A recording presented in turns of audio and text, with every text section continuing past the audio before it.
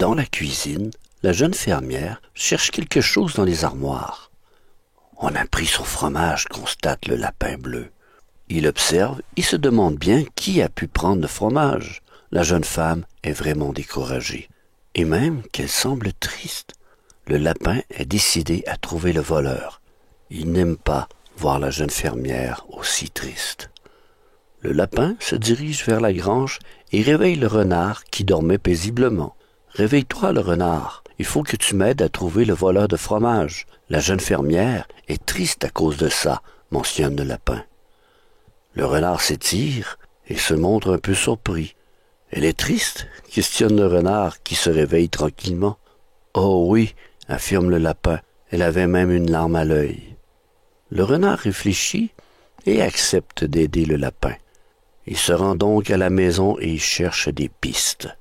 Ce ne fut pas long qu'il constate des traces sur le plancher du couloir. Ainsi, il sort de la maison et marche avec le lapin sur ses talons. « Tu as une piste ?» lui demande le lapin. « Je crois avoir une petite idée de l'identité du coupable », informe le renard. Ensemble, le lapin et le renard avancent dans le sentier qui les mène à la forêt. « Tu es certain que tu sais où tu vas ?» interroge le lapin intrigué de voir que le renard est aussi sûr de lui. « Fais-moi confiance », rassure le renard. Ainsi le lapin et le renard arrivent dans la forêt. Il n'a suffi que quelques minutes pour que le renard aperçoive une souris blanche sur la branche d'un arbre avec un morceau de fromage dans les pattes. « Voilà le voleur de fromage », indique le renard au lapin, qui est vraiment étonné.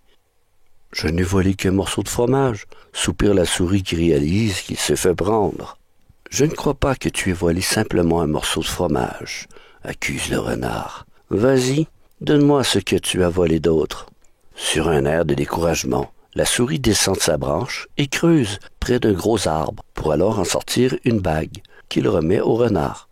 Ce dernier pointe la souris du doigt et le gronde. « Que je ne te prenne plus à voler, la souris », avertit le renard sévèrement. « Très bien », soupire la souris en bougonnant.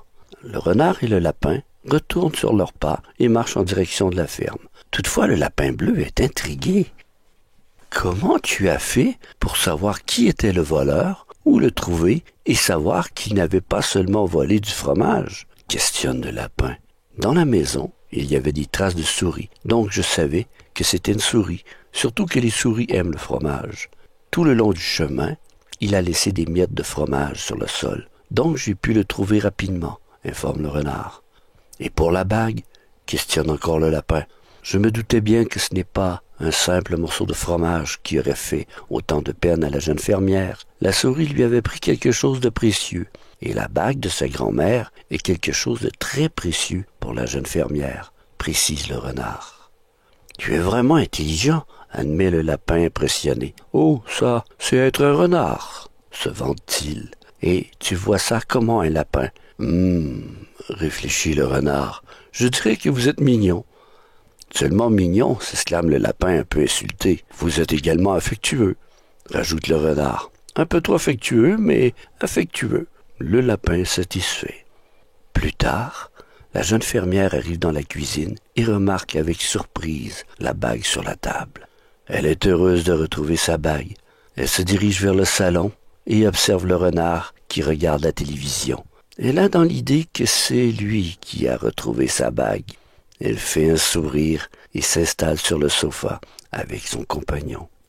Encore une fois, le renard conserve son mystère. À la prochaine.